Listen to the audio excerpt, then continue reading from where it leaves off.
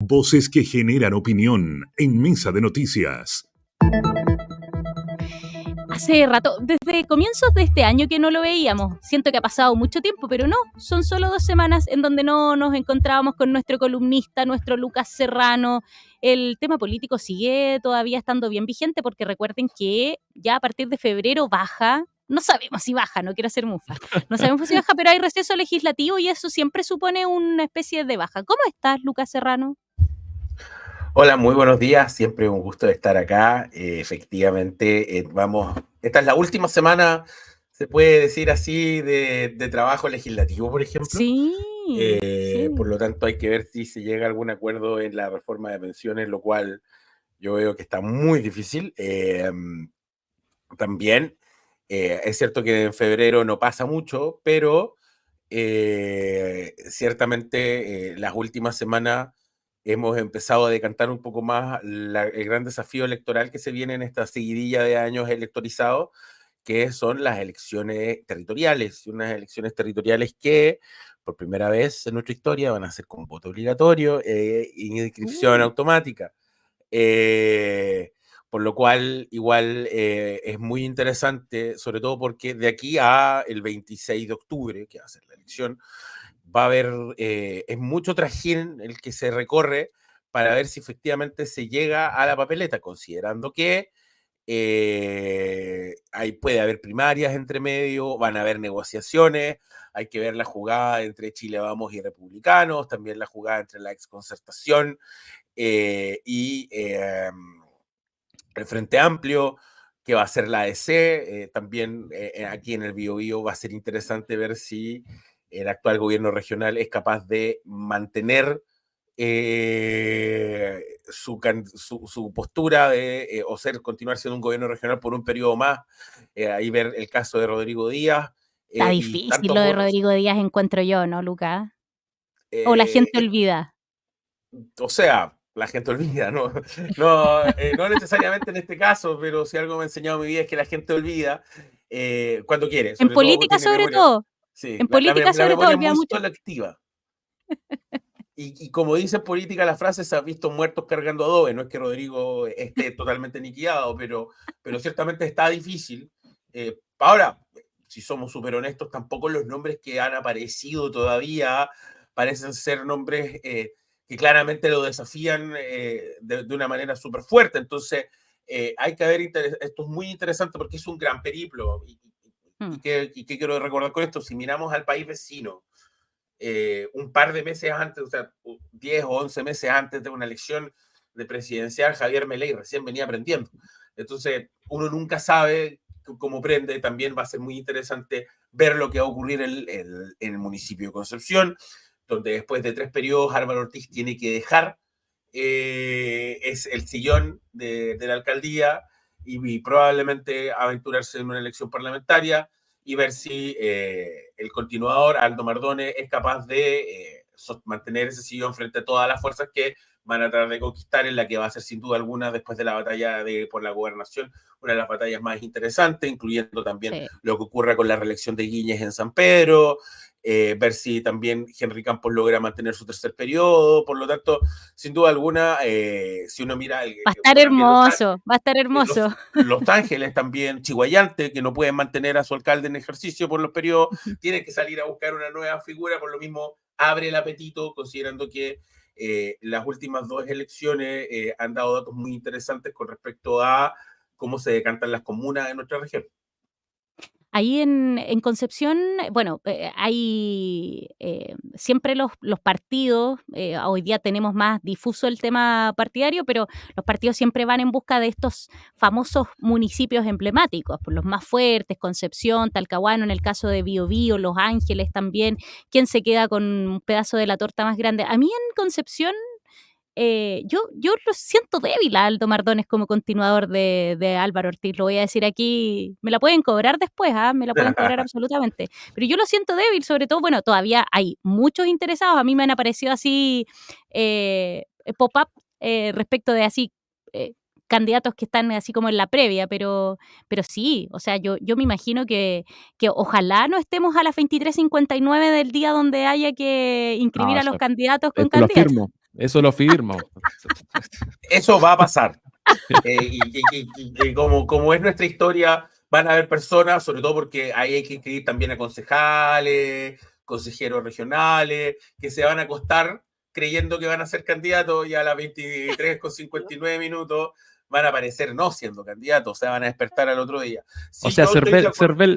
Cervel ya tiene encargada la ruedita esa para sacar el ticket y colgarlo a las 11:30. Sí, eso está claro. Sí, no, eso es parte de la tradición. Ahora, yo sí concuerdo con la lectura, quizás más que en el caso particular de Aldo Mardones, yo creo que tiene que ver con esta figura del continuador. Antiguamente ocurría mucho con esta idea de que se podía entosar fácilmente en los votos. En Puente Alto lo hizo José Manuel Osandón con Germán Codina, y ahora Germán Codina quiere hacer lo mismo con Carla Rubilari y a Osandón no le gusta. Lo hemos visto ocurrir en varios lugares. Sin embargo, hoy día la fuerza de eso no es la misma, considerando también de que el elector parece no ser, o lo repongo de otra forma, el político no parece ser dueño de su electorado, como era antiguamente, que uno decía, no, él tiene tantos votos. Parece ser que hoy día siempre tiene que salir a conquistar esos votos, por lo mismo la tiene algo compleja Aldo Mardones, considerando que van a haber, por lo menos del Partido Republicano, mucho interés, le fue bien en la elección de consejeros en Concepción, la derecha, que antiguamente, o sea, Chile Vamos, antes de José Miguel Ortiz, de Álvaro Ortiz, tenía la alcaldía. Camilo Rifo, que fue fuera del Frente Amplio, porque el Frente Amplio, recordemos acá, que decidió enviar a Camila Polisi, le fue bastante bien, entonces hay que ver cómo decanta eso, pero sin duda alguna, acá en la región hay mucha gente que está con los ojos puestos y hoy día se está midiendo en encuestas, se está midiendo en grupos, para ver qué tan bien les va, sobre todo considerando que obviamente no es Álvaro Ortiz al que hay que derrotar. Sí. Aldo Mardones tuvo una experiencia de diputado, no le fue tan bien como él quisiera que haber leído, y hoy día obviamente todo puede pasar por lo mismo. De hecho, Camilo Rifo ha retornado después de la experiencia. Bueno, a él le fue bastante bien en la última elección. Yo diría que incluso hizo un poco tambalear la confianza que tenían ahí en el municipio y ha vuelto a la vida activa política vía redes sociales, obviamente estoy hablando de esto, pero ha vuelto a publicar, a juntarse a hacer este trabajo territorial, estamos hablando con bastantes meses de anticipación. En terreno, como les gusta decir a los En candidatos. terreno, con los vecinos. Un pie fuera de la casa ya en terreno. Con respeto, sí, ¿eh?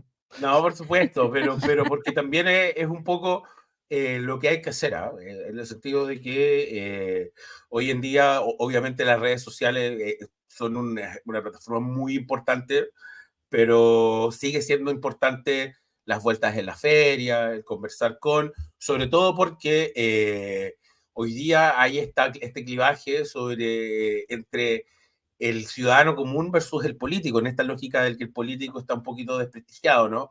Entonces, el hecho de que quien se candidatea puede entender, a lo menos, o puede convivir con los problemas de la ciudadanía y estar ahí para ello, pasa a ser también un elemento que puede ser decidor, considerando que si hay algo que no hemos podido hacer bien desde el regreso, no del regreso a la democracia, desde el fin del estallido social hasta la fecha, es leer el elector. Sobre todo los que están en política no han podido leer tan bien al elector. Sí. Lucas, es que tengo una consulta en relación a eso que decías. Una es la lectura del electorado y segundo, algo que tú insinuaste en relación a lo que pasó aquí en Argentina, y es que las carreras aparentemente, pese a estos anuncios, pese a que Audito Retamal ya dijo que volvía a San Pedro, que el ex Seremi de Salud, Héctor Muñoz, anunció que iba por Concepción, etcétera, pero aparentemente son cada vez carreras más cortas. ¿Te parece a ti también eso, no? Por supuesto, porque también pasa algo. Entre antes tú estés en carrera, antes tú tienes un blanco en el pecho. Tú estás expuesto. Sí. Pero también a veces es necesario que haya un nombre, para las Todavía, entonces, negociaciones. Lucas, perdón por las interrupciones, pero es que está demasiado interesante. Ah, bueno, está Todavía, buenísimo. todavía entonces funciona esa dinámica de el tapado. ¿Te acuerdas que antes decían, sí, no, Sí, para quemarlo, hacía el nombre, no sé, pues ya, Ángela Bustamante va a ir por Concepción. Y Ángela, hasta que la quemaban y aparecía el tapado. claro ejemplo de eso, pues, por ejemplo, es José Antonio Caz. Después Ya, de no haber ganado el plebiscito de salida de la segunda propuesta y sentir que el Partido Republicano tuvo un pequeño cisma frente a ese proceso, lo primero que él hace es decir, yo soy candidato presidencial, yo quiero ser candidato presidencial. Por eso él inmediatamente, ¿qué hace? Pone su nombre en carrera, un nombre que tampoco iba a sorprender a nadie si es que lo anunciaba un par de meses más adelante, pero ponía la responsabilidad en sus hombros de, por mientras, a él es el que hay que golpear. Eso también ha pasado, por ejemplo, le pasó a Ricardo Lago cuando iba a ser candidato y después todos terminaron optando por Guille por las encuestas.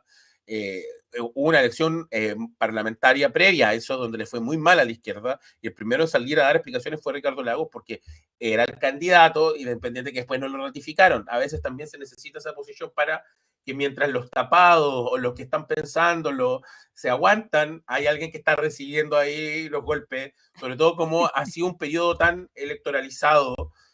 Rápidamente, o sea, yo me atrevería a decir que a los 6 meses o incluso antes del primer plebiscito de salida, el gobierno de Boric ya 4 o 5 meses y ya estábamos pensando en quién viene después del gobierno de Boric.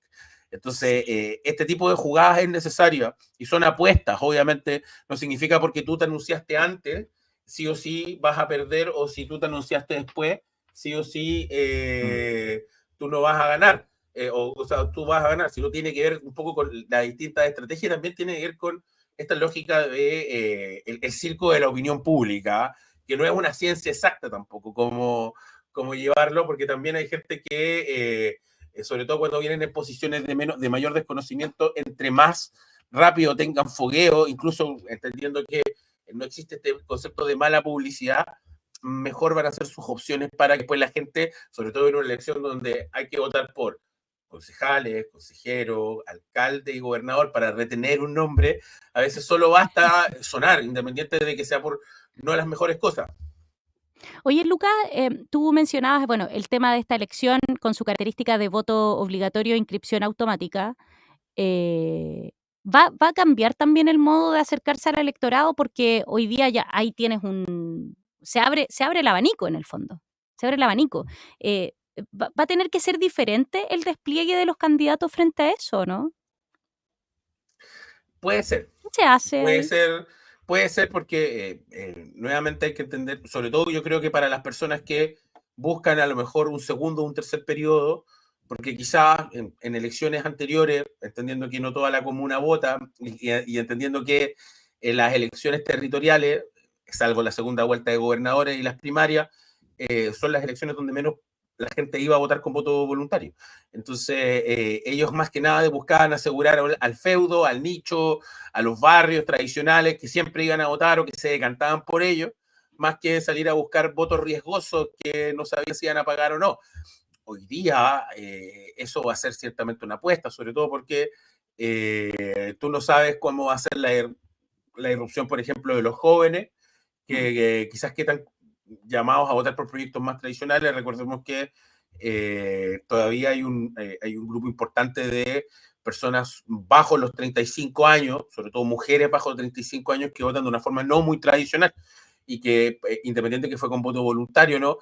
Ayudaron a Gabriel Boric a estar hoy día en el gobierno. También, si ustedes vuelven a la elección de los convencionales, pues, perdón, del plebiscito de salida el año pasado, de diciembre del año pasado, nos vamos a encontrar que hay diferencias entre comunas. Hay comunas que se decantaron muy fuerte a favor de el en contra, pero otras que se decantaron en el proyecto de la favor. Entonces, también las lecturas que quizás que tiene que hacer. ¿Qué pasa si yo en mi comuna ganó el a favor y yo soy un alcalde de izquierda y tengo que ir a la reelección? ¿Cómo yo me planteo frente a esa ciudadanía? Obviamente entendiendo que, volviendo a esta lógica de por qué no ha sido quizás la clase política tan capaz de leer al electorado, es porque a lo menos sin poder hacer una matemática exacta, porque todo es el voto secreto, pero no es descabellado pensar que hay suficientes motivos para creer que hay muchas personas, yo calculo que por lo menos unas 800.000 personas en Chile, que no tienen problema en votar cruzado. No les pesa la mano de un día si votan a favor con la derecha o con la izquierda, con el centro, y no se decantan por ningún proyecto político. Sí, se deberá eso un poco al nuevo electorado, al electorado que va un poquito obligado, a los que van entrando, es un voto más volátil, porque si no es difícil entender, por ejemplo, los últimos convencionales que se eligieron, después, que fue después de la presidencial, después vino el rechazo, no, ¿cómo fue el término que le pusieron? Pero bueno, a la última propuesta constitucional, es un voto que no es.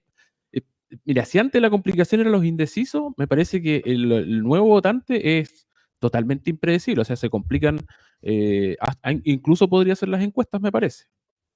O sea, por ejemplo, ese nuevo votante, cuando entró para el plebiscito de salida del primer proyecto, que ahí fue la primera vez con voto obligatorio de mucho tiempo, se fue en masa por el rechazo. Nadie esperaba que se fuera tan en masa por el rechazo. Después, cuando elegimos nuevamente estos segundos constitucionales, más allá de la gran victoria del Partido Republicano, que fue aplastante, el tercer lugar entre todos fue nulos y blancos. Y por lo tanto, lo que te está diciendo es que obviamente es un voto muy situacional, muy circunstancial, también que quizás tiene poco interés en educarse o tener una longeva discusión, sino que muchas personas toman la decisión en la misma fila por quién van a votar o frente a la obligación de que tienen que ir a votar, toman una decisión y a veces esa decisión no está basada en nada. Lucas, cuando tú dices este votante nuevo no tiene problema en votar cruzado, te refieres, bueno, lo acabas de mencionar, incluso en la misma votación, por ejemplo, cuando hay distintas papeletas, distintas instancias son por las que hay que votar. No nos ha tocado con el voto obligatorio todavía. Ya. Pero podría tocar, porque, por ejemplo, yo soy un candidato a concejal que tiene poca exposición, considerando que en esta época de la hiperconexión todo se pelea, la atención de las personas, del ciudadano, y tengo pocas instancias para brillar, y una de las estrategias más seguras que uno recomendaba cuando uno asesoraba a candidatos es, bueno, ser la figura fuerte de un candidato a alcalde. Porque el paquete va el candidato a alcalde y va el candidato a concejal, vienen como el pack. Siempre el candidato a alcalde tiene su candidato a concejal, etcétera. Pero hoy en día tú no sabes si esa apuesta va a pagar, porque puede ocurrir que la persona vote por un candidato a alcalde y después tome una decisión muy distinta al concejal. También por lo mismo va a ser interesante mirar la diferencia entre votos nulos y blancos entre el candidato a alcalde y el candidato a la lista de concejales. Debería aumentar, pero por sobre todo en esta instancia donde estamos acá, en enero, terminando enero ya de este 2024, ahora lo que viene es la pelea por llegar a la papeleta, las negociaciones. Los que se sienten más probados, los que se sienten más intocables, el juego político de la negociación, y ahí es donde es la parte donde la gente tampoco participa tanto, quizás el lado más enclaustrado. Va a ser muy interesante ver lo que va a ocurrir, ciertamente, y por lo mismo va a ser importante que la gente no se desligue de la política, porque esta es quizás la parte donde después uno dice, oye, ¿por qué llegan solo estos nombres a la papeleta? Bueno, por lo que va a empezar a ocurrir yo creo que desde marzo en adelante, sino ya está ocurriendo un poco. Oye, así es, se nos viene un año intensísimo de elecciones, nuestro Lucas Serrano ahí dándonos todo este panorama, quedan algunos días de enero donde se tienen que amarrar varias definiciones. Lucas, que tengas excelente semana. Ha sido un gusto nuevamente, buena última semana de enero y nos estamos viendo. Un abrazo. Nos estamos viendo pronto, cuídate. Chao, chao. Oye, ahí lo teníamos a nuestro Lucas Serrano dándonos el panorama porque claro, estamos todos medios en modo vacaciones, algunos, pero el tema político no cede.